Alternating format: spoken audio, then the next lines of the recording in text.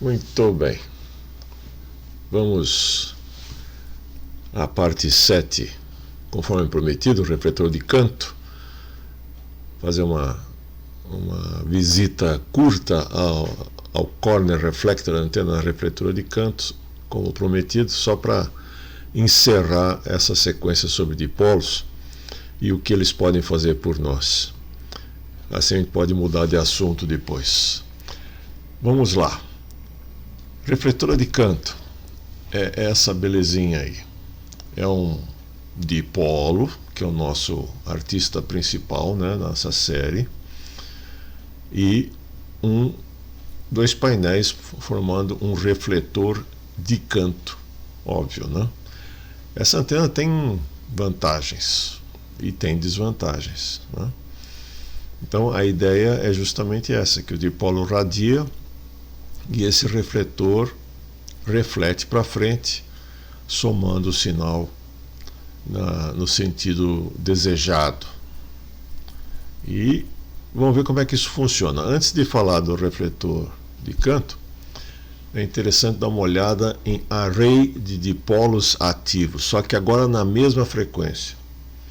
Nós demos uma olhada num conjunto de dipolos ativos que foi no capítulo anterior, na log periódica, na antena log periódica, na LPDA, onde todos os elementos da antena são ativos, são alimentados por uma linha de transmissão com uma devida inversão de fase, com uma certa distância entre os dipolos, mas cada um dos dipolos na log periódica está ressoando numa frequência dentro da faixa desejada. Lá, o que a gente queria? Uma antena de faixa muito larga, para cobrir um espectro muito largo.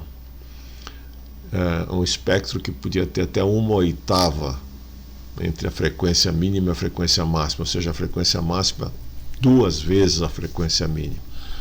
Aqui não. Para entender a refletora de canto, a gente precisa entender um array de dipolos ou um array de monopolos, pode ser antenas verticais, também existe, mas todos estão operando na mesma frequência. E eles estão distanciados numa determinada distância adequada e alimentados com o mesmo sinal, a mesma frequência, mas com uma fase de alimentação adequada também. Então a gente trabalha com duas variáveis num arranjo de dipolos ativos na mesma frequência, ou um arranjo de elementos ativos que podem ser monopolos, que é a distância entre eles e a fase de alimentação. E com isso a gente consegue fazer o seguinte: a teoria por trás desse array de dipolos é essa, né? Você tem vários elementos radiantes, aqui estão representados como antenas isotrópicas, vamos chamar assim, essas bolinhas, não interessa o que você coloca como antena, pode ser um dipolo, um monopolo, uma antena direcional, uma IAG. A ideia é ter acesso, né, a distância entre eles, distância física entre eles e a fase de alimentação. Controlando a distância entre eles e a fase de alimentação, a gente mira no horizonte um ponto P no horizonte, que é onde a gente quer que esse sinal se some e agregue então ganho, né, nessa situação. Ele tem que somar, ele tem que chegar no ponto P, todo mundo na mesma fase. Então eles têm que percorrer esses caminhos diferentes, mas acabar chegando em cima do ponto P na mesma fase, porque senão eles não se somam. Se chegar em fase diferente, eles acabam fazendo uma composição que às vezes até é destrutiva, né? Se um sinal chegar numa fase invertida e somar, se ele tiver a mesma amplitude, ele pode cancelar. Então a ideia do array de dipolos, ou antenas, ou elementos ativos operando na mesma frequência, é justamente essa: controlar a distância entre eles e a fase de alimentação de tal forma a convergir esse sinal naquele ponto de interesse, né? Dentro dessa teoria do array de elementos ativos, a gente pode ter duas situações. A primeira dela é chamada de end fire. O que é o end fire? Ele dá o tiro nas pontas, pelos finais, pelo fim, né? End fire. É como se fosse é uma antena direcional, né? Praticamente é isso, né? Nesse sentido aqui, sentido longitudinal do eixo das antenas. Esse é o eixo do array e essa é a direção de máxima radiação. Essa é uma vista de topo, digamos assim, dos elementos, dos monopolos verticais ou dos dipolos que estão aqui operando todos ativos, né? E essa é uma vista lateral dos elementos. Todos eles ressoando na mesma frequência, todos eles alimentados. Então isso aqui é uma configuração end fire. Como é que eu consigo fazer ele atirar nesse sentido? Ajustando a fase.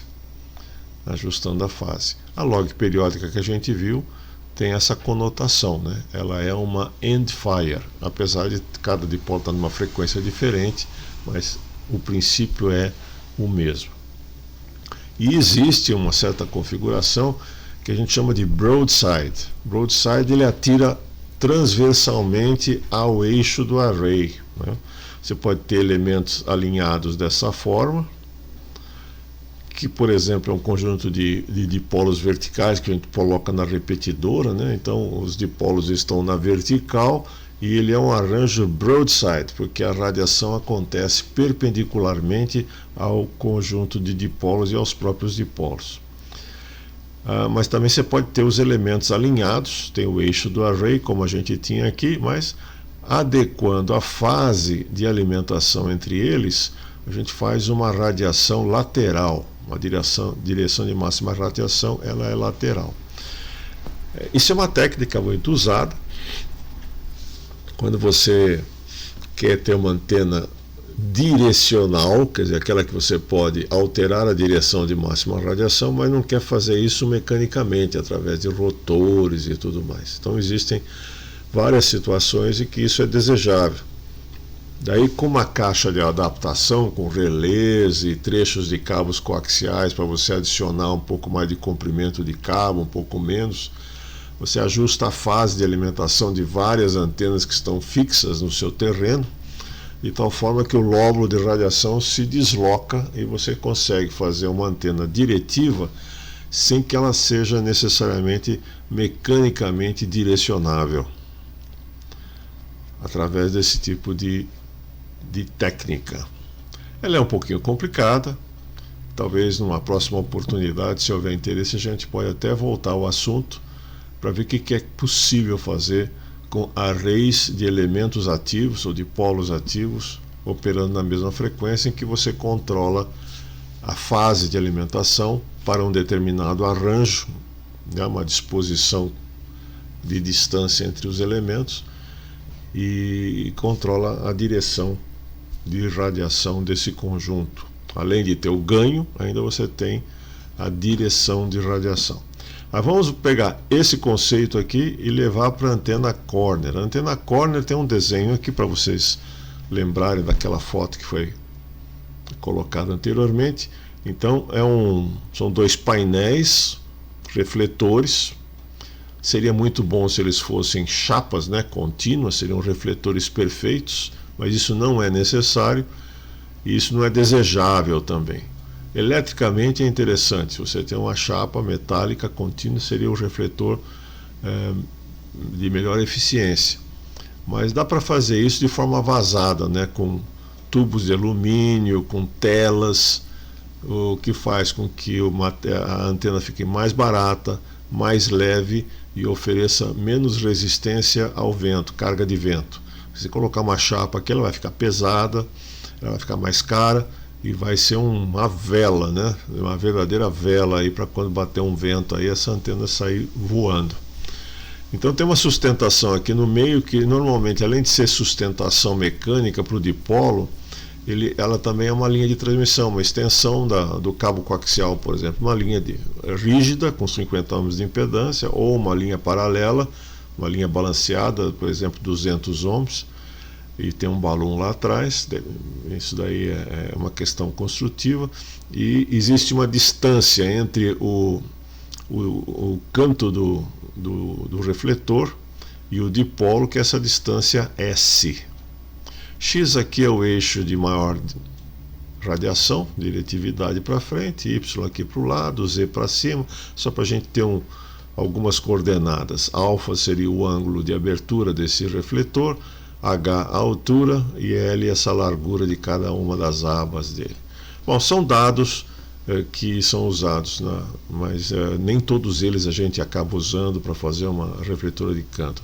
Tipicamente a gente usa um refletor a 90 graus, como aqui esse diagrama, uma vista de topo, né? E é aqui que entra a teoria do array de elementos ou dipolos na mesma frequência. Porque imagine aqui o refletor a 90 graus com comprimento L e o dipolo colocado aqui a uma distância S do canto. Esse refletor, do ponto de vista eletromagnético, ele funciona como para nós funciona um espelho, né? Então, imagine o nosso monopolo aqui, o nosso dipolo aqui, né, nesse ponto, olhando, né, para esses dois refletores, é como se ele estivesse vendo dois espelhos na frente dele. Então ele vai ver três imagens de si mesmo. Três imagens. Uma imagem à direita, refletida no refletor da direita, uma imagem à esquerda e uma imagem no fundo. Faz essa experiência em casa. Seu espelho lá no banheiro ele abre em ângulo de 90 graus, você vai ver três imagens suas, uma à direita, uma à esquerda e uma remontada à frente. E agora não vou entrar no detalhe eletromagnético, mas esse pontinho aqui no meio e essa cruz quer dizer sentido do campo elétrico. Então a imagem que fica no fundo, essa imagem número 4 aqui, ela tem a mesma fase do próprio dipolo físico que existe. E as duas imagens laterais têm a fase invertida. Então nós temos um array em fase, cuja distância entre os dois elementos é 2S, e temos um outro array transversal aqui em oposição de fase, cuja distância entre os dois elementos é 2S. Aí você tem que fazer uma série de maquinações matemáticas, eletromagnéticas, computacionais e tal coisa para descobrir qual é o diagrama de radiação dessa brincadeira toda aqui. Mas é muito interessante. E eu já vou direto para os finalmente, não vamos passar por isso porque tem calculadora para isso também. Como eu mostrei lá na log periódica, a log periódica tem todo um equacionamento. Ela é complexa do ponto de vista de equacionamento matemático, só que você entra na internet e vai achar várias calculadoras para dimensionar a sua log periódica, já está tudo pronto. A refletora de canto é a mesma coisa. Então tem vários artigos, várias calculadoras aí, procura no Google, você vai achar, se quiser fazer a refletora de canto para experimentar. O que acontece aqui com um dos parâmetros? Vamos considerar o diagrama de radiação horizontal, né? É o diagrama de radiação na horizontal, que é justamente onde acontece o ganho, onde o refletor fecha o lóbulo horizontal. E vamos fixar no refletor a 90 graus. Então, não vou mexer no ângulo do refletor. O refletor é o de 90 graus. Eu vou mexer no espaçamento, o dipolo a partir do canto do refletor. Então, se esse espaçamento for 10% do comprimento de onda, ou seja, o dipolo está bem próximo ali do canto do refletor, o diagrama de radiação é esse daqui. É para perceber que para trás não vai nada. Essa é uma das grandes coisas da refletora de canto. Se nós levarmos a 0,7 o comprimento de onda, o espaçamento, né, afastar um pouco, for para 0,7 comprimento de onda, então o lóbulo fica bem mais estreito. O lóbulo de radiação horizontal fica bem mais estreito. Se a gente for para 0,8, um pouquinho a mais só, já cria dois lóbulos laterais, ó, a 30 graus e a menos 30 graus. Isso não é muito desejável, né? A coisa mais indesejável, que eu acho fica meio esquisito trabalhar com uma antena assim, é se você levar para um comprimento de onda o espaçamento. Ele cria dois lóbulos e não tem nada para frente. Cria um lóbulo a 30 graus, outro a 30 graus, e divide a potência meio a meio, né? Metade para a esquerda, metade para a direita, e não tem nada indo para frente. É meio estranho esse negócio. É mostrar que realmente o objetivo aqui é mostrar a sensibilidade que tem a distância, vamos chamar de distância focal, que é um ponto focal, né, o ajuste do dipolo ali. Dá para perceber que 0,7 do comprimento de onda é muito bom, né? É muito bom. Só para dar uma ideia, então aquelas calculadoras que estão na internet vão te dar essa variável para você mexer, vão mexer no ângulo, vão mexer no espaçamento, dá para você brincar um pouquinho com a antena. Eu peguei aqui, de novo, não estou fazendo propaganda da Electrio não, mas é que eu achei isso daqui nos meus arquivos, né? É uma refletora de canto comercializada para essas faixas de 130 a 108, passa pela faixa de VHF, né? Só para dar uma olhada nas características dela. Olha só, o ganho frontal 8 dBi, bastante razoável. 8 dBi equivaleria, neste caso aqui, a uma YAG de 4 elementos. Então já dá para perceber que com um dipolo e o refletor, você tem o mesmo efeito de uma YAG de 4 elementos. E a relação frente-costa é muito boa, é quase 30 dB, é 28 dB, né? É realmente bastante grande. A impedância 50 ohms, o conector de UHF, N fêmea, não sei o que, 4,5 kg. A resistência ao vento até ventos de 120 km por hora, porque ela é uma antena vazada, tá vendo? O refletor é feito por elementos de alumínio também. Então, tem muitas variações em cima dela. É uma antena meio estranha, né? Ela é boa, não é estranha, ela é boa para enlaces ponto a ponto, digamos assim. Apesar que você pode colocar também num rotor, né? Como coloca uma YAG, ela vai muito bem. Aquela fica meio grande, né? Aqui dá para ter uma ideia do tamanho desses elementos aqui.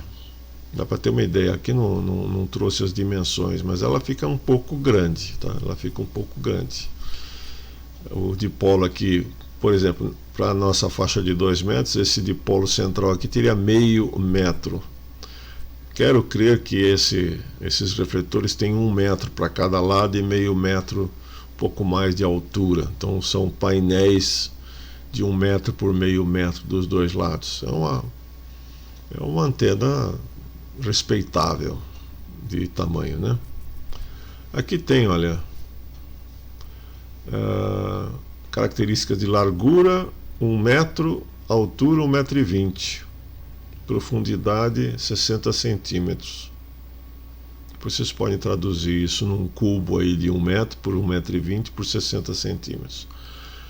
Bom, eu achei um artigo interessante, quem gosta de história, né? Na QST de novembro de 1940, olha, em meio da Segunda Guerra Mundial, o W8JK, John Krause, fez um artigo muito legal sobre a refletora de canto. Para frequências altas, ele está chamando aqui para ultra high frequency. Na verdade, o ultra high frequency, se você ler o artigo, é 220 MHz, tá? Ele trabalhou muito em 220 MHz. E ele brincou lá com os parâmetros da antena e mostra aqui que ela tem um ganho aproximado de 10 dB sobre o dipolo. Ou seja, daria uns 12 dBi sobre a dB sobre a isotrópica. Pode ser operada tanto horizontal como verticalmente, pode ser dobrada para transporte quando usada de forma portátil. Aqui está o link, mas se você colocar lá em inglês, né, no Google, Corner Reflector, vai aparecer esse link da RRL, que tem lá um portfólio de artigos históricos publicados ali no passado, né? E você vai encontrar lá também, tá? Porque não dá para memorizar tudo isso, mas você pode salvar essa tela aqui e depois você escreve tudo isso daí lá no seu Google se quiser, tá bom?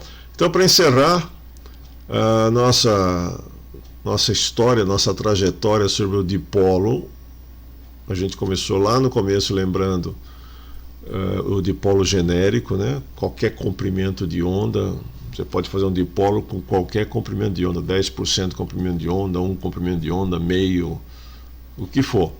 Ele vai te dar um resultado, uma impedância e uma radiação, um ganho e tudo mais. Então a gente viu isso daí, o dipolo genérico. Depois a gente mostrou por que a gente encalhou, né, na nossa história no dipolo de meio comprimento de onda. Porque vamos fazer um dipolo, meio comprimento de onda. Porque ele é mais adequado para a gente. É o primeiro ponto de ressonância do dipolo. A partir de um comprimento muito pequeno, você vai aumentando o dipolo. Quando chega em meio comprimento de onda, ele apresenta o primeiro ponto de ressonância, onde ele não tem nenhuma parte reativa e apresenta uma impedância relativamente baixa, de 70 ohms.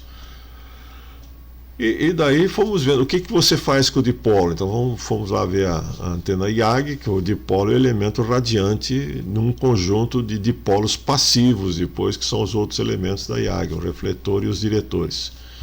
E depois fomos ver uma antena log periódica, que usa um conjunto de dipolos logaritmicamente distanciados e dimensionados para cobrir uma faixa grande de frequência. E agora o dipolo usado como elemento excitador no canto de uma refletora de canto, que é uma antena interessante para várias aplicações. E ela tem um ganho que, dependendo dos parâmetros que você usar, um ganho bom. 12 dB, eu construí duas YAGs de 10 elementos para 14 dBi. Ou seja, cada YAG de 10 elementos deve estar em torno de 11 dB. Então, uma corner com um dipolinho e um refletor atrás, bem calibrado, tem o mesmo ganho que uma YAG de 10 elementos. Só que com uma relação frente e costas muito maior. O ganho frontal é igual, mas a relação frente e costas, por causa do refletor, é muito maior. Então tá aí as várias brincadeiras com os dipolos. Se vocês tiverem outras questões para colocar, coloquem aí nos comentários. Se quiserem outras variantes a respeito do tema, estamos à disposição. E a gente pode começar agora a mudar um pouquinho de assunto. Obrigado pela atenção, até a próxima.